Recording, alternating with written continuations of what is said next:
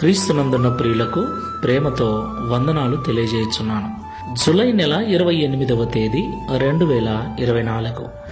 ఈరోజు దేవుడు మనకు చేస్తున్న వాగ్దానం ఏమిటనగా యెషయా గ్రంథము 44వ అధ్యాయము 3వ వచనం. నేను దప్పిగలవాని మీద నీళ్లను, ఎండిన భూమి మీద ప్రవాహ జలములను కుమ్మరించెదను. ఆమేన్. నా ప్రియమైన సహోదరి సహోదరులారా, మనమారాధిస్తున్న దేవుడు సర్వశక్తిమంతుడని, సర్వాధికారి అని, ఎలాంటి అసాధ్యమైన కార్యములనైనా సుసాధ్యము చేయగల సమర్థుడని మనకు బాగా తెలుసు.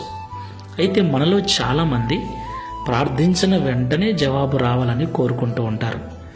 మరికొంతమంది అలా జరగకపోవటం వల్ల దేవుణ్ణి విడిచి లోకములోను పాపములోను పడిపోయిన వారు కూడా లేకపోలేదు. ఈ మాటలు వింటున్న ప్రియ సహోదరి సహోదరుడా, దేవుడు కలగజేసినప్పుడే ప్రతిదానికి ఒక సమయాన్ని నిర్ణయించాడని బైబిల్ సెలవిస్తుంది. దేవుడు తగిన సమయంలో ప్రతి పరిస్థితిని చక్కబరుస్తాడు. మనకి ఏమి కావాలో ప్రభు అంటున్నాడు, దప్పిగలవాని మీద నీళ్లను, ఎండిన భూమి మీద ప్రవాహ జలములను కుమ్మరించెదను అని. ఏ విషయమై దాహం కొని ఉన్నావు, ఏ విషయము జరగాలని ఎదురు చూస్తున్నావు, దేవుడు తప్పకుండా తగిన సమయమందు కార్యం చేస్తాడు. ఓపికతో, నిరీక్షణతో, ప్రార్థనాపూర్వకంగా ఈ విశ్వాసపు యాత్రలో ముందుకు వెళ్దాం. ప్రార్థన చేసుకుందాం. సర్వశక్తిమంతుడా, సర్వాధికారమైన యేసయ్య, మీకు స్తోత్రాలు. ఇంతవరకు మాతో మీరు మాట్లాడి మమ్మల్ని బలపరిచిన ప్రతి మాటను బట్టి స్తోత్రాలు.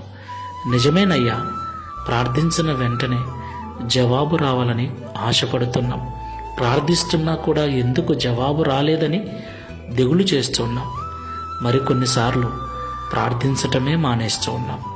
అది తప్పు అని, ప్రతిదానికి ఒక సమయాన్ని మీరు ముందే నిర్ణయించారని, ఆ సమయము వచ్చినప్పుడు ఎంతమంది అడ్డగించినా, ఎన్ని భయంకరమైన పరిస్థితులు ఎదురైనా స్థితిని మారుస్తారని, మా ప్రార్థనకు జవాబునిస్తారని మాతో సూటిగా మాట్లాడినందుకు స్తోత్రాలు. మాలో ఉన్న బలహీనమైన ఆలోచనలను, మాలో ఉన్నటువంటి నిరుత్సాహాన్ని తీసివేసి నూతన ఉత్సాహముతో ప్రార్థనాపూర్వకంగా ముందుకు వెళ్ళటకు సహాయం చేయమని, మీరు నిర్ణయించిన సమయము వరకు ఓపికతో ప్రార్థించే మనస్సును అనుగ్రహించమని, తద్వారా ఈ దిన వాగ్దానమును మా అందరి జీవితంలో నెరవేర్చి మీ నామమును మహిమపరచుకునమని యేసు నామములో ప్రార్థిస్తున్నాము తండ్రి. Amen. Praise the Lord. God bless you.